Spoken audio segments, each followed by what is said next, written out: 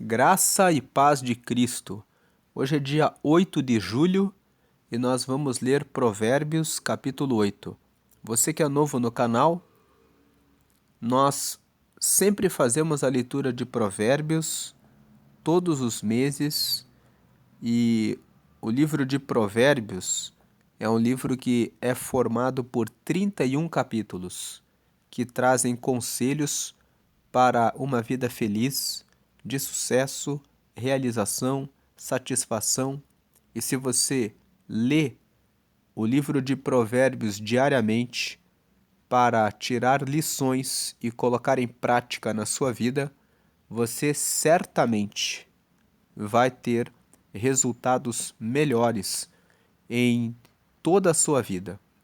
Então basta ler um capítulo por dia e você termina a leitura de Provérbios todo mês. Nos meses com 30 dias, basta você ler os capítulos 30 e 31 no dia 30. No mês de fevereiro, você faz uma pequena adaptação.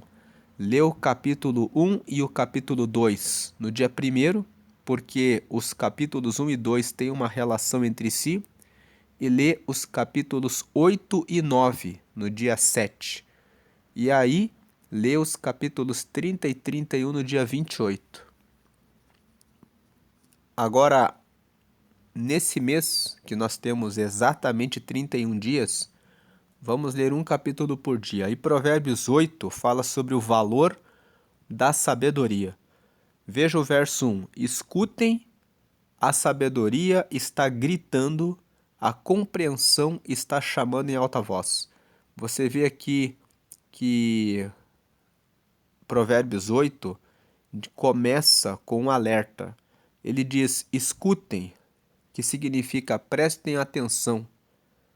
A sabedoria está gritando. Você vê que a palavra sabedoria está em letra maiúscula, porque a sabedoria aqui é uma pessoa, é a pessoa de Jesus. Então, Jesus, como Filho de Deus, ele tem a sabedoria. É Deus aqui é que está chamando. A sabedoria está gritando. Aí você vê a compreensão. Compreensão também está em letra maiúscula, porque a compreensão nada mais é do que um aspecto da sabedoria. Então a sabedoria envolve a inteligência, o conhecimento, a prudência, o discernimento, a clareza, a lucidez. Lucidez vem de luz. Lucidez significa que tem clareza, que tem iluminação, que enxerga o caminho, que vê as respostas, as saídas da vida. Então, a lucidez, a compreensão, o entendimento, a capacidade de entender os caminhos certos. Então escutem, a sabedoria está gritando. Então Deus está gritando. A compreensão está chamando em voz alta. A compreensão com letra maiúscula também se refere a Deus. Então, a que diferença entre sabedoria e compreensão é que a sabedoria ela é mais ampla. A sabedoria envolve, como nós falamos, o conhecimento, a informação, a prudência, o discernimento, a inteligência, o entendimento, a correção, a justiça, a verdade. Tudo isso está dentro do que é a sabedoria. Agora, a compreensão, ela é um aspecto da sabedoria. A compreensão é eu compreender, é eu entender. A compreensão é o resultado que se espera daquele que escuta a sabedoria. A sabedoria fala, a sabedoria comunica informação, conhecimento, inteligência, prudência, justiça, verdade, integridade, honestidade, correção. A sabedoria fala sobre essas coisas. E a compreensão visa, busca, quer que quem está escutando assimile, absorva, entenda e coloque dentro do coração. Então, escutem, a sabedoria está gritando. Deus quer trazer tudo isso. A compreensão está chamando em voz alta. Então Deus está dizendo: eu quero dar sabedoria a vocês. Está gritando. E eu quero que vocês compreendam, que vocês recebam a compreensão. Que essa palavra entre no coração de vocês, que realmente vocês absorvam isso. Aí o verso 2. A sabedoria, mais uma vez em letra maiúscula, mais uma vez está se referindo a Deus, está se referindo a Jesus. Ele é a palavra, a sabedoria, Deus, Jesus. Ele está no alto dos morros, na beira da estrada e nas encruzilhadas dos caminhos. 3. Está na entrada da cidade, perto dos portões, gritando. Esses versículos 2 e 3, quando eles dizem que a sabedoria está no alto dos morros, na beira da estrada, nas encruzilhadas dos caminhos, aí o verso 3, na entrada da cidade, perto dos portões, significa que todas as pessoas têm acesso a Deus. Todas as pessoas têm acesso à sabedoria.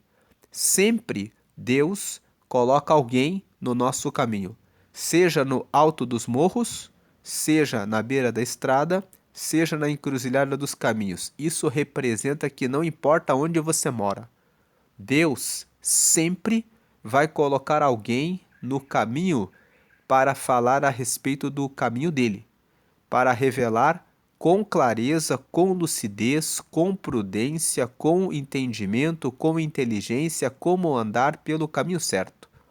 Pode ser o professor, pode ser o pai, pode ser a mãe, pode ser um patrão, pode ser um vizinho, pode ser um amigo, pode ser alguém que você conhece, que está perto de você, pode ser um desconhecido, uma pessoa desconhecida que aparece no seu caminho e fala alguma coisa que mostra que o caminho certo é esse ou aquele. Então, sempre que você conversa com uma pessoa que falhou, que tomou um caminho errado, quando você conversa com a pessoa fala: bem que fulano falou para mim que essa pessoa não era para mim. Tal pessoa falou para mim que eu não devia ter entrado nesse trabalho. Tal pessoa falou para mim que eu não devia ter feito a mudança agora. Então você percebe que todas as vezes que tomamos uma decisão errada, nós, se puxarmos da memória, vamos lembrar: alguém foi colocado no caminho para dar um alerta, para dar um aviso. Alguém falou que não era para ir por esse caminho. Então, Deus, ele sempre põe alguém para dar a direção, para dar o caminho. O problema é que a falta de sabedoria, a falta de relação com Deus, a falta de conexão com Deus, faz com que eu e você tomemos aquela decisão que está no coração, que nós colocamos assim: se eu não arriscar, eu nunca vou saber, eu tenho que ver se realmente não vai dar o resultado. Se eu não testo, eu não sei. Então, naturalmente, as pessoas erram e vão errando, aprendendo, corrigindo e depois acertando. Mas, se uma pessoa tem um relacionamento com Deus, coloca os seus planos nas mãos de Deus e pede, busca a confirmação antes de dar o passo, a pessoa não tropeça. A pessoa toma o caminho certo. Só que tomar esse caminho certo exige paciência. E a maior parte de nós, a maioria de nós, quer resolver logo a situação. Então, é natural e normal que a maior parte das pessoas toma caminhos errados, quebra a cabeça e aprende no processo de erros e acertos. É muito raro e difícil você encontrar uma pessoa que diz: eu vou andar em oração e só faço quando Deus me fala e me orienta. Mas as poucas pessoas que fazem isso relatam que Deus sempre é fiel, mas é preciso ter sempre paciência para aguardar o tempo dele e também uma constante busca a Deus, para que exista sensibilidade para saber quando é Deus que está falando. Você só tem sensibilidade de ouvir a voz de Deus quando você tem um relacionamento intenso e profundo e imenso com Ele. Imenso no sentido de um relacionamento grande, que você está sempre falando em oração com Ele, lendo a palavra dEle, fazendo a vontade dEle, que é que você fale a respeito de Deus para as pessoas à sua volta, tendo como propósito primeiro da vida fazer a vontade dEle.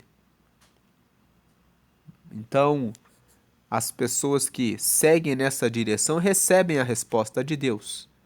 Agora o versículo, veja que o que é que Deus está falando. O versículo 4 começa o discurso da sabedoria. A sabedoria, esse discurso é o discurso de Deus. Veja aqui o versículo 4. Eu estou falando com todos vocês e faço um pedido a todos os moradores da terra. 5. Você é jovem e sem experiência? Aprenda a ser prudente. Você é tolo?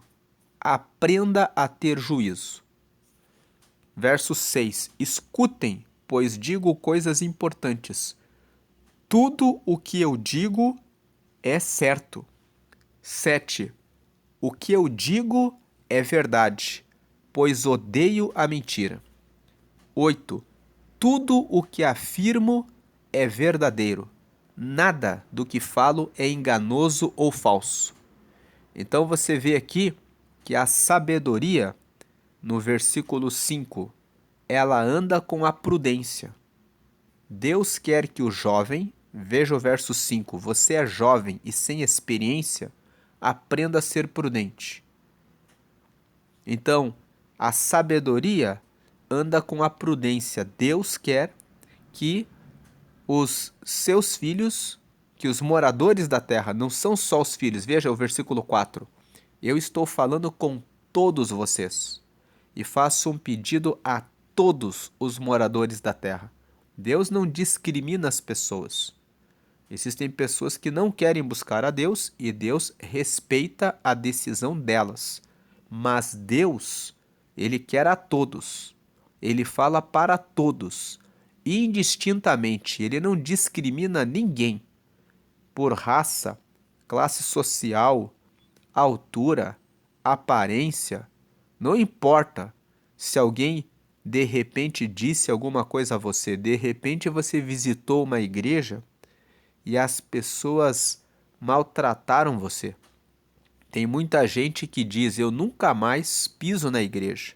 Fui numa igreja e as pessoas olharam a roupa que eu entrei, olharam o jeito que eu estava, fizeram até um comentário que eu não podia estar ali do jeito que eu estava.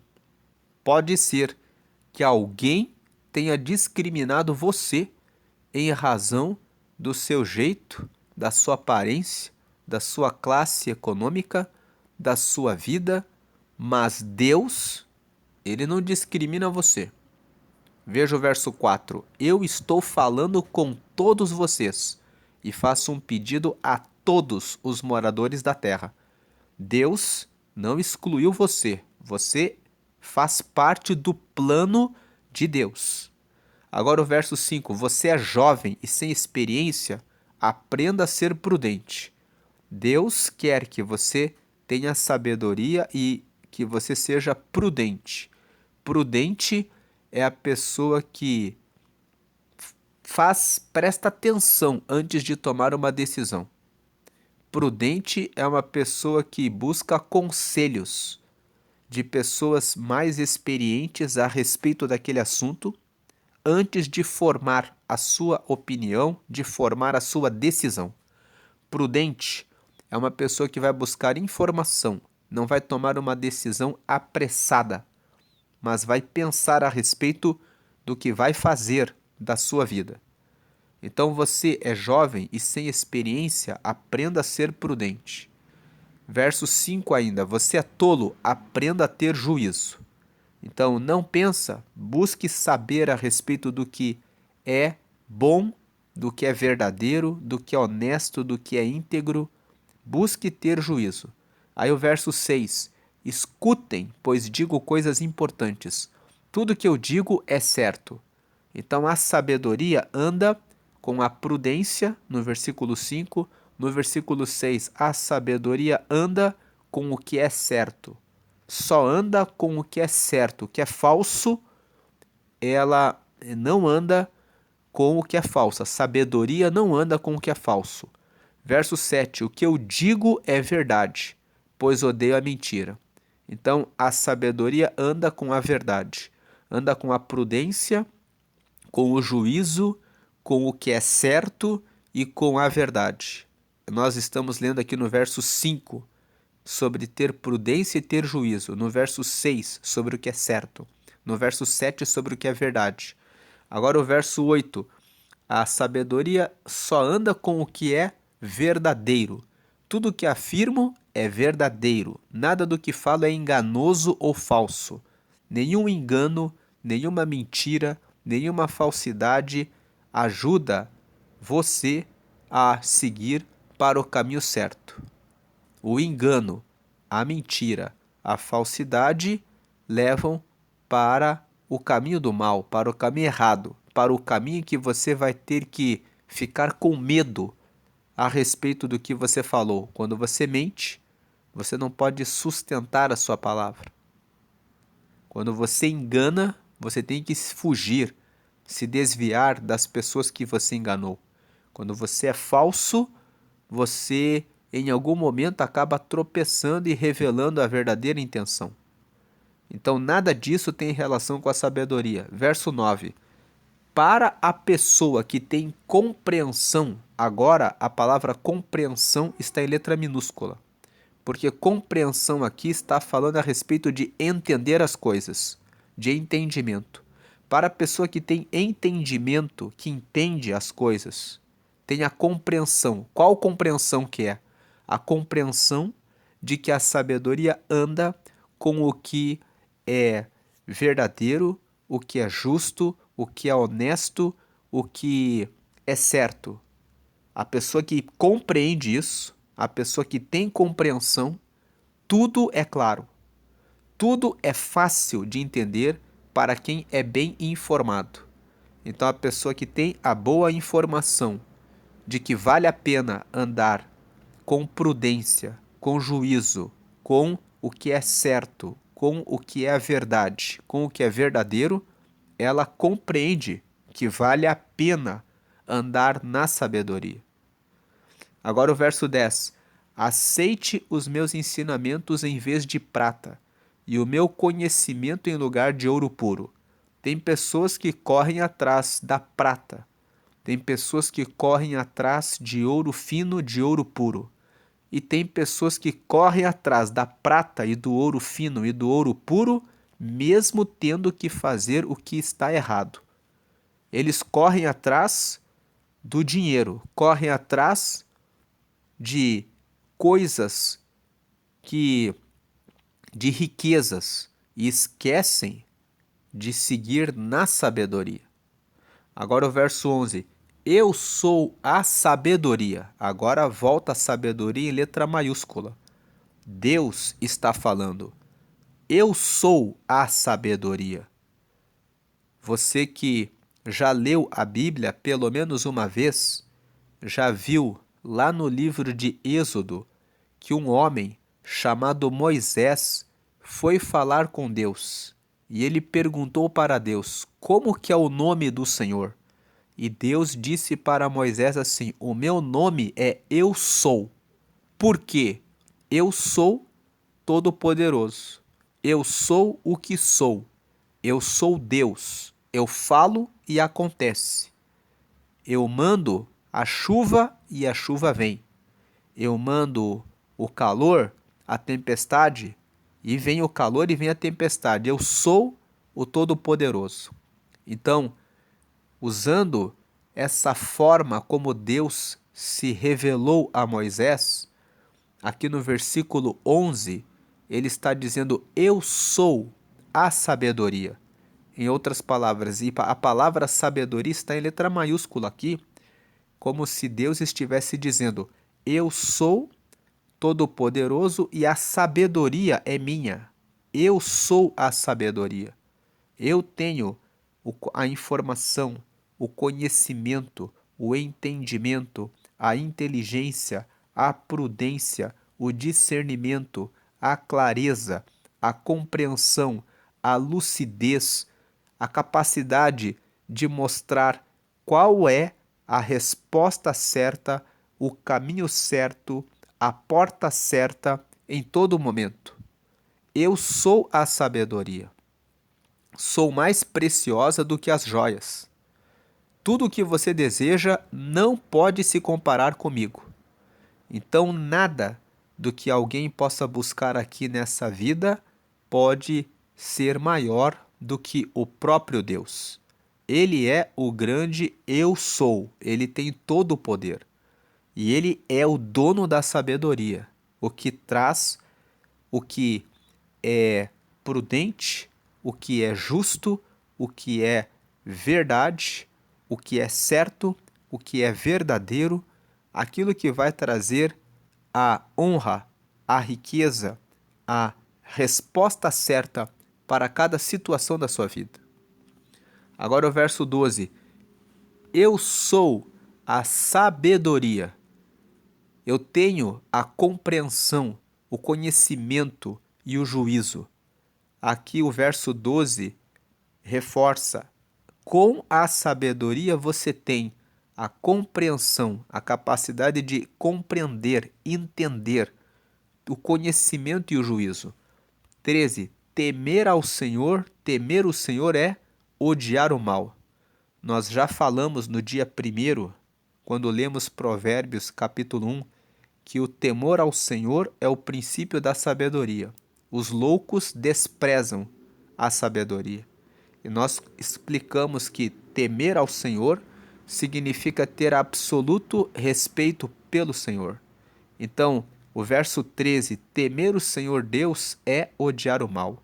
Colocar Deus com respeito absoluto, respeito extremo a Deus, é odiar o mal. É odiar tudo o que está errado.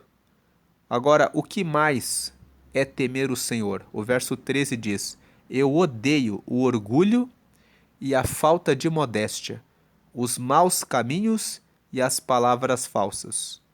Deus odeia o orgulho, Deus odeia a falta de modéstia, Deus odeia os maus caminhos e ele odeia as palavras falsas. Quantas vezes usamos palavras que fofocam, que são impressão nossa a respeito das outras pessoas? Se não podemos sustentar a nossa palavra, ter certeza do que estamos falando, devemos calar. Mas muitas pessoas falam a respeito das outras pessoas a partir das suas opiniões, a partir da sua visão a respeito do próximo. Só Deus é que realmente conhece o coração de cada pessoa para dar um veredito e uma palavra verdadeira. Nós devemos cuidar de palavras que não edificam, não são baseadas em fatos, em verdade. Então as palavras falsas devem ser evitadas. O Senhor odeia palavras falsas. Agora o verso 14. Eu faço planos e os ponho em prática. Tenho inteligência e sou forte. Então aqui a sabedoria faz planos e põe em prática. Desse versículo 14, aprendemos que precisamos fazer planos. Existem pessoas que vivem a vida no lema: deixa a vida me levar. Quem segue esse lema não chega a lugar nenhum. Para quem não tem caminho, para quem não tem destino, qualquer caminho serve. A sabedoria diz: eu faço planos e os ponho em prática. Muitas pessoas fazem planos, mas nunca põem em prática. Você prometeu na virada do ano que você ia emagrecer. Você fez o seu dever de casa? Você pôs em prática o que é preciso fazer para emagrecer? Você prometeu que iria diminuir, reduzir o consumismo, que não ia mais comprar o que não precisa, que iria rever as suas despesas. E aqui existe uma diferença entre custo e despesa. Você sabe qual é a diferença? Custo é tudo que é importante, que não pode faltar. Alimento é custo. Transporte também pode ser custo. Por que pode ser custo? Se você tem que levar alguém, é um custo, é necessário. Mas em tempos de crise, você pode ir a pé. Você pode usar a bicicleta. Você pode pedir uma carona. Então, o gasto com o transporte pode ser um custo quando ele é indispensável e você realmente precisa dele, ou você pode transformar esse custo numa economia. Então eu faço planos e os ponho em prática. Então, continuando sobre custo e despesa. O custo é aquilo que você precisa necessariamente. A comida é um custo. Sem comida, o corpo padece. A água potável é um custo. É algo necessário também. O transporte é um custo, sim, mas dizer que você pode ir a pé em tempos de crise mostra que tem um jeito de você contornar o custo com o transporte. Agora, a educação, ela também é um custo. Ela é algo necessário. Sem educação, você não tem informação. Sem informação, você pode tomar o caminho errado. Mas a educação você pode conseguir em muitos ambientes públicos. Existem muitos eventos que são dados pelos governos e às vezes por empresas que promovem treinamentos, cursos para a contratação de pessoas. Então, se a pessoa não tem recurso para pagar um treinamento, uma educação num dado momento, ela pode buscar na própria cidade, no meio das empresas, conversando com as pessoas, buscando em bibliotecas, a chance de acessar educação. Custo é o que não pode faltar. Despesa é tudo que a pessoa gasta e que não é necessário. Muitas pessoas pagam assinatura de televisão e não assistem porque não tem tempo. Então, por que não cortar aquela assinatura de TV que está só ali sem razão? Um telefone celular muito caro pode ser um custo ou uma despesa. Se a pessoa usa o telefone para produzir conteúdo, se ela usa o telefone porque a câmera daquele telefone tira boas fotos e a pessoa vende essas fotos, então isso é um custo, porque ela precisa daquele telefone com aquela câmera para conseguir usar aquele celular. Agora, se a pessoa compra um telefone muito caro e ela não usa para produzir alguma riqueza, então aquilo é uma despesa. Então aqui no verso 14, eu faço planos e os ponho em prática. A pessoa precisa fazer planos e pôr em prática o corte das suas despesas. É preciso pôr em prática o que foi prometido na virada do ano, senão a pessoa continua endividada. Aqui eu entrei no assunto do emagrecimento, eu entrei no assunto do custo e da despesa que se refere à vida financeira, apenas para dar um exemplo, dois exemplos aqui, do que as pessoas prometem, mas elas não põem em prática. A sabedoria vai dizer: coloque em prática, faça planos, mas põe em prática. Quem não põe em prática, continua na mesma. Agora no verso 14: tenho inteligência e sou forte. Então ele está dizendo: inteligência é o esforço do nosso raciocínio. A inteligência decorre, ela é consequência, ela é resultado, ela vem depois de uma reflexão, de uma meditação, de uma avaliação. A pessoa toma conselhos, busca várias informações e ela processa usando o raciocínio, pensando a respeito daquilo que ela escutou, daquilo que ela ouviu, e ela processa aquilo. A inteligência é o resultado. Eu faço isso porque eu já testei assim e não deu certo. Eu já vi que se fizer assim e assim dá errado. Então eu escutei essa informação e aprendi isso, então eu cheguei a essa conclusão. Tenho inteligência e sou forte. Ser forte é, às vezes, você quer alcançar um objetivo, mas não basta você saber o caminho. Você também tem que ter força para ser persistente, para ser perseverante. Você sabe que para aprender uma certa habilidade, se você fizer seguir certos passos, você vai chegar lá. E aí você tem inteligência, sabe o processo, o caminho, mas às vezes não tem constância, não tem força para acordar e fazer aquilo todo dia.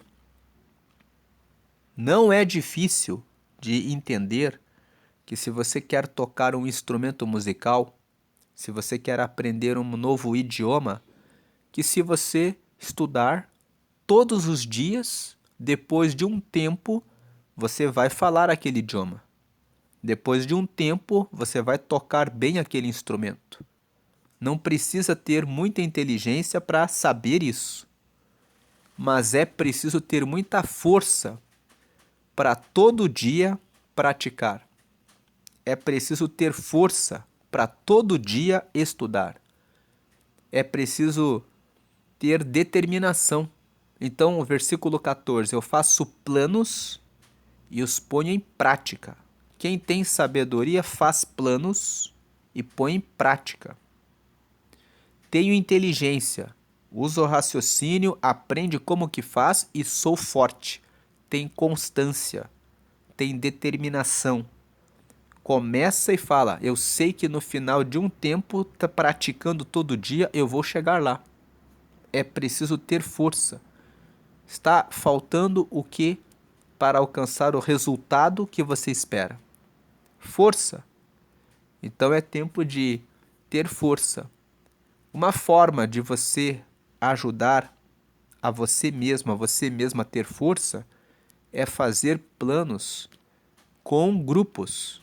Se você quer aprender um idioma, chame alguém da sua família, algum amigo, alguma amiga, para que forme um grupo, para que você compartilhe a força com outras pessoas.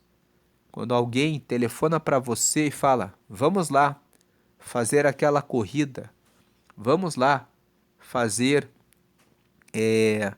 a dieta certa, Vamos lá fazer o treinamento que precisamos. Você ganha força, você ganha ânimo também.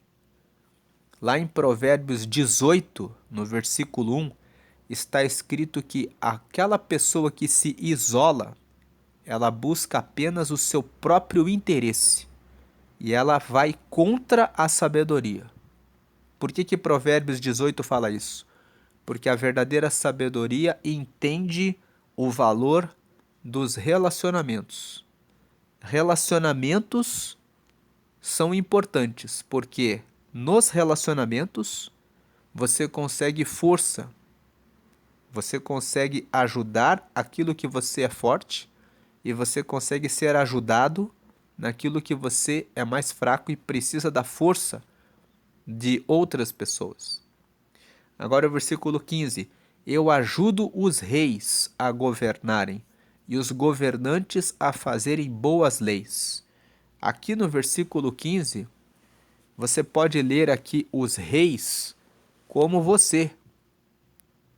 Você pode pensar, mas eu não sou rei. Mas você tem várias decisões que é você que toma.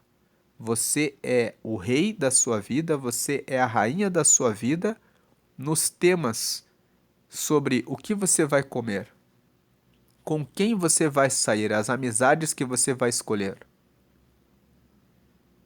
o que você vai estudar, como você vai organizar o seu espaço na sua casa, no seu quarto. Você decide ser uma pessoa impaciente que guarda mágoa ou você decide perdoar? Essas questões são questões pessoais, individuais, que você governa.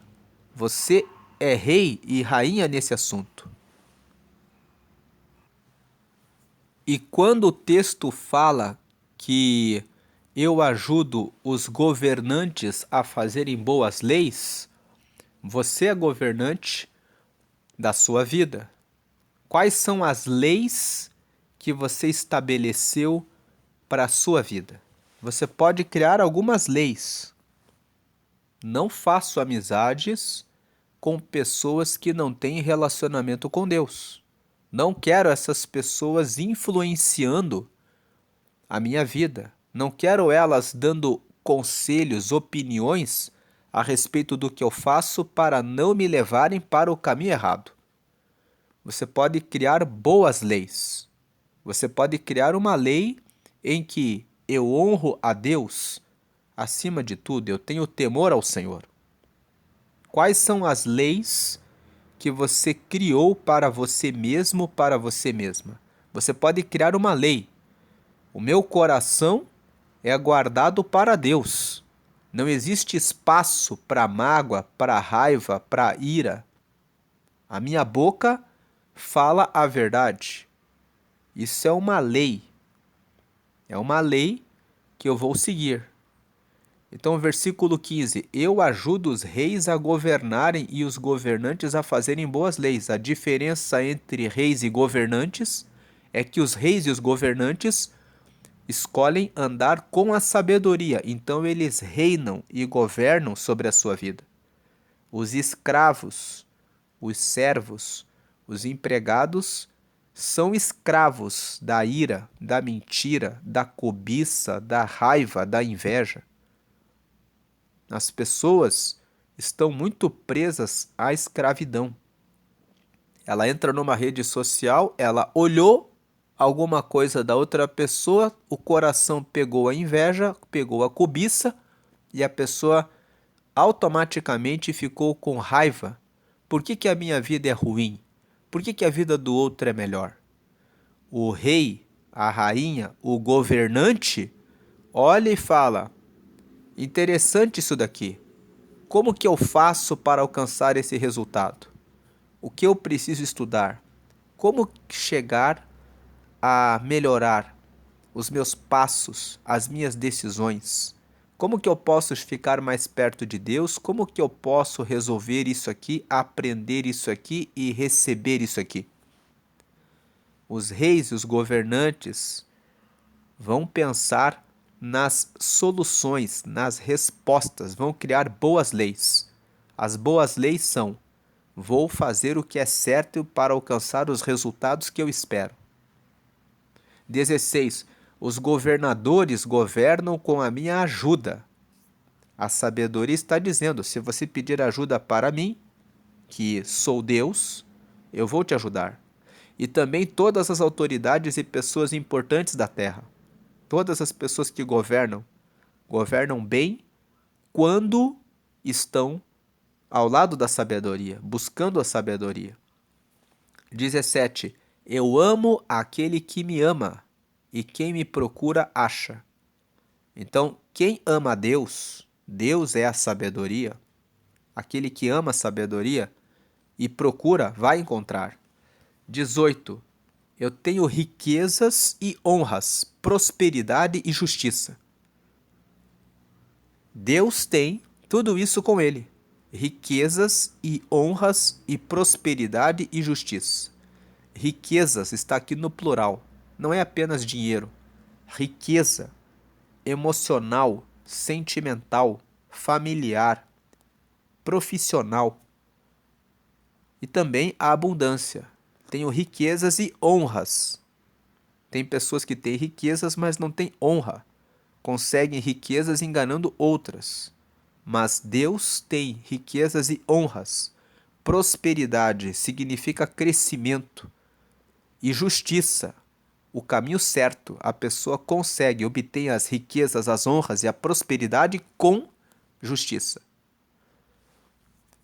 Versículo 19. Prosperidade, antes de ir para o 19, significa crescer. Prosperar significa que foi adiante, que foi avante. Então, prosperidade, o prosperar é o crescer. 19. O que eu ofereço vale mais do que ouro fino e é melhor do que a prata mais pura. A pessoa que tem ouro fino e que tem prata pura, mas conseguiu de forma injusta, na verdade não tem honra.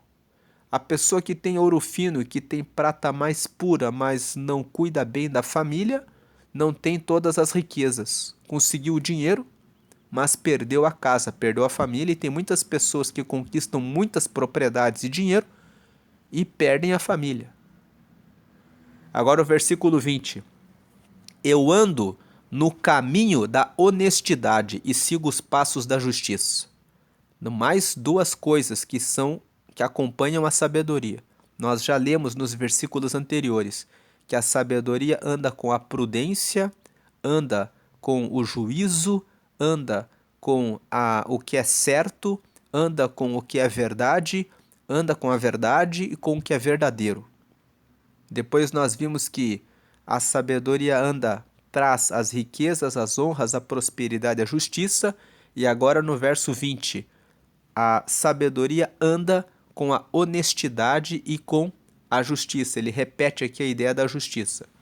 21. Dando riqueza aos que me amam e enchendo as suas casas de tesouros. 22.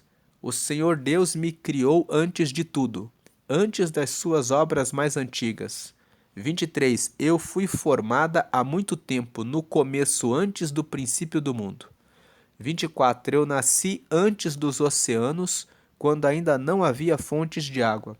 25. Eu nasci antes das montanhas, antes de os morros serem colocados nos seus lugares.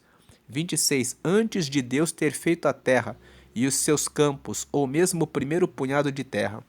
27. Eu estava lá, quando ele colocou o céu no seu lugar e estendeu o horizonte sobre o oceano. 28. Estava lá, quando ele pôs as nuvens no céu e abriu as fontes do mar. 29. Quando ordenou as águas que não subissem além do que ele havia permitido. Eu estava lá, quando ele colocou os alicerces da terra. 30. Estava ao seu lado como arquiteta, e era a sua fonte diária de alegria, sempre feliz na sua presença. 31. Feliz com o mundo e contente com a raça humana. Então aqui a sabedoria está dizendo que Deus criou todas essas coisas com a sabedoria. A sabedoria aqui assume que a palavra é Jesus, ele está dizendo: eu estava lá com Deus, quando tudo foi criado. Agora 32. Agora, moços, escutem, façam o que eu digo e serão felizes. 33. Quando o versículo 32 fala moços, ele está falando comigo e com você. Não importa qual idade que você tem. Algumas pessoas leem o verso 32 e pensam assim: ah, esse texto é para os adolescentes, é para os jovens, é só para pessoas que têm até 25 anos, é só para pessoas que têm até 30 anos, é só para pessoas que têm até 35 anos. Moços somos todos nós. Nós sempre precisamos aprender com Deus. Só Deus é eterno. Nós, mesmo que tenhamos 70, 80 anos, somos crianças diante de Deus. Então, o verso 32, agora moços, escutem. E muitas vezes, uma pessoa que é adolescente, uma pessoa que é jovem, tem mais maturidade do que uma pessoa que tem 30, 40, 50 anos. Vemos hoje homens de 50 anos que moram na casa dos pais e que ainda são indecisos a respeito do que fazer. São como moços. A questão de idade não tem relação com a mocidade. Tem pessoas com 18, 20, 22 anos abrindo negócios, empreendendo, falando a respeito de temas com muita inteligência e sabedoria, porque vieram até o Senhor, buscaram aprender, buscaram a constância, a disciplina, a correção, buscaram conselhos com pessoas mais sábias e seguiram por esses caminhos.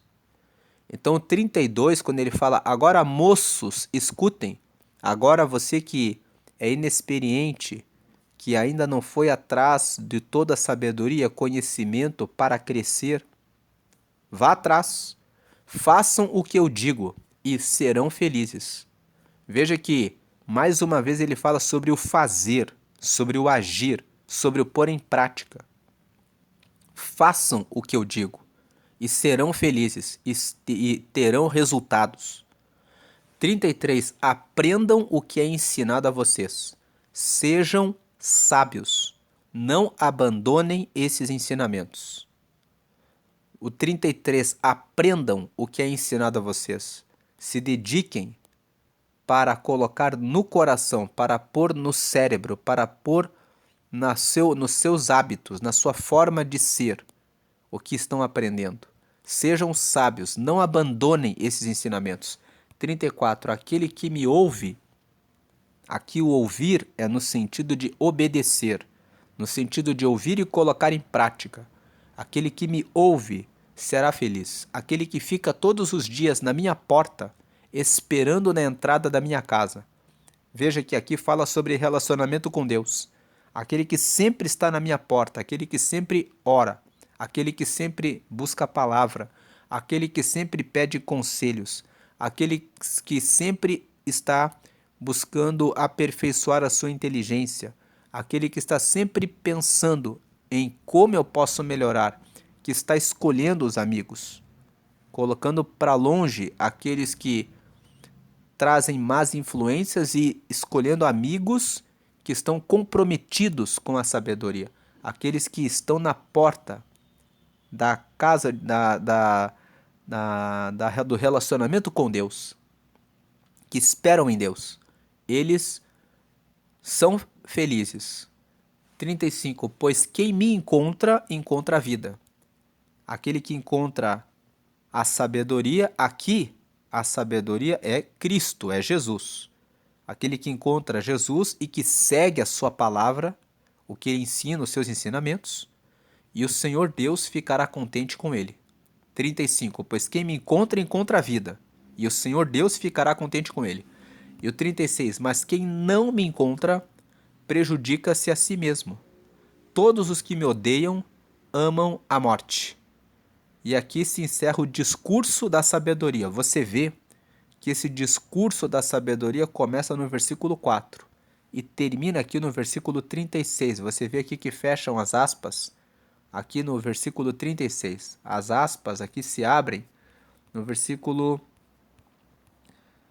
Tem vários trechos aqui da sabedoria falando conosco. Começa aqui no versículo 4, ele vai falando, depois ele volta aqui no versículo 17, e vai falando, depois no versículo 22, e vem falando, e as últimas, né, depois aqui no versículo 32, vem também falando, e se encerra no verso 36.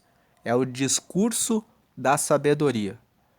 A sabedoria é Jesus. Ele é a palavra. Ele está falando que ele anda com o que é verdadeiro, o que é verdade, o que é justo, o que é prudente, o que é honesto, o que é certo.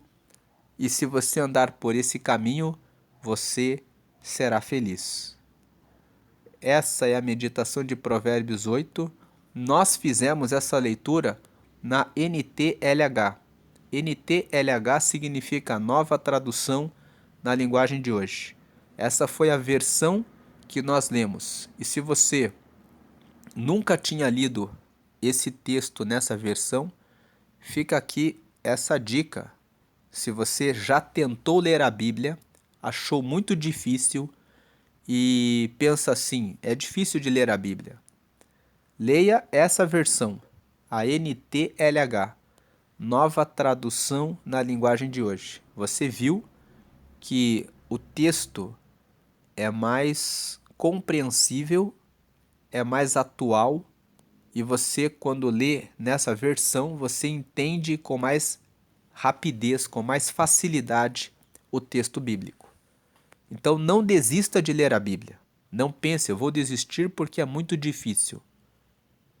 Leia nessa versão, Nova Tradução na Linguagem de Hoje, NTLH. Essa versão tem mais clareza na leitura do texto e você com certeza vai conseguir entender mais a Bíblia lendo nessa versão. Deus abençoe o seu dia grandemente. Agora eu vou fazer um convite a você que ainda não aceitou Jesus. Jesus é a sabedoria. O convite é que você aceite Jesus. Aceitar Jesus quer dizer que você vai receber Ele na sua vida, no seu coração, na sua mente. E que você vai aceitar Ele como Senhor e como seu Salvador. Aceitar Jesus como Salvador significa que você reconhece que tem pecados e que quer que Ele salve você dos seus pecados. E quando você fizer essa oração dizendo: Jesus, eu quero que o Senhor seja o Senhor e o Salvador da minha vida, Ele vai perdoar os seus pecados e vai dar o Espírito Santo a você. Ontem, nós lemos Provérbios 7.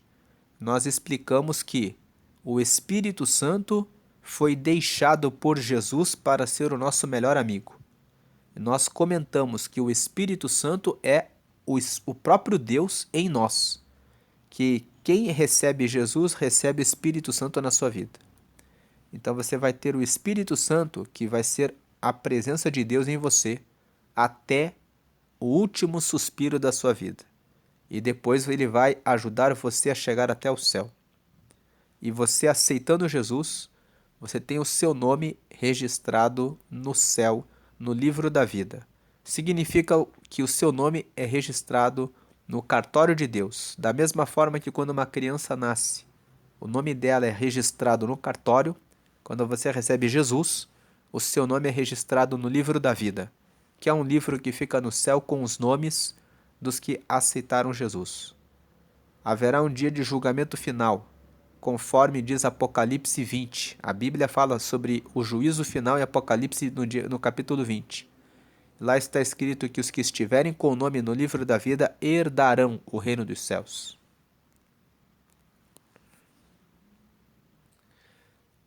Aqui eu vou deixar a oração de confissão aqui na tela. Então você pode pausar o vídeo e fazer essa oração. Basta que você ligue o seu coração, a sua mente com Deus e faça essa oração declarando com a sua voz que você confessa Jesus. Você vai terminar essa oração em nome de Jesus e procure uma igreja que prega que somente Jesus traz a salvação. Por que procurar uma igreja? Porque quando você participa do corpo de Jesus, que é a reunião dos que seguem a Ele, Deus derrama a sua força no meio do seu povo, da sua igreja.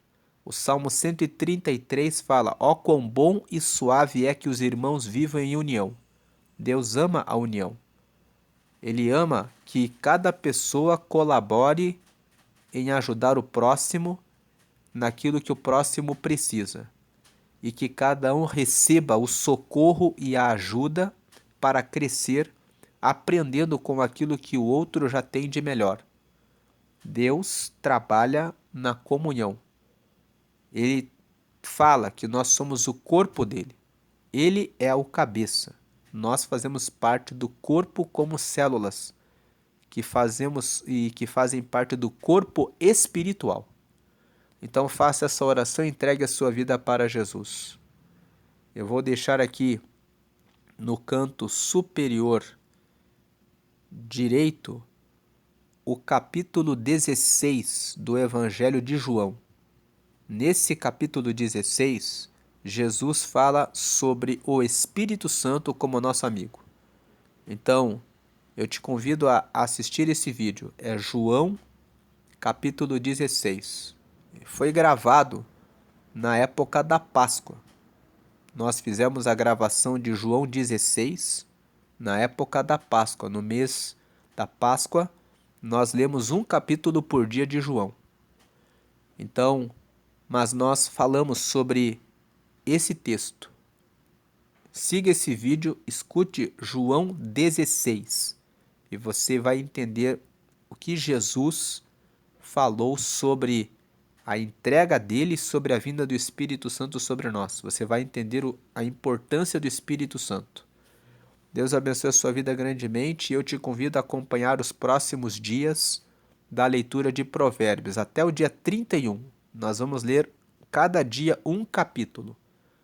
Que Deus abençoe a sua vida. Se você perdeu algum dos capítulos anteriores, eu vou deixar no canto superior esquerdo a playlist desses vídeos, dessa série de estudos em Provérbios.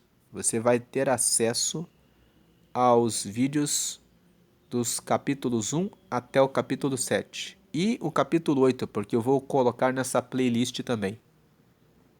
Deus abençoe grandemente. Se você lembrou de alguém que precisa ouvir essa palavra, receber entendimento sobre o valor da sabedoria, compartilhe esse vídeo para que essa pessoa também alcance Jesus e alcance sabedoria e tenha uma vida feliz, próspera, abençoada na direção de Deus. Deus abençoe grandemente a sua vida e sua família. Amém.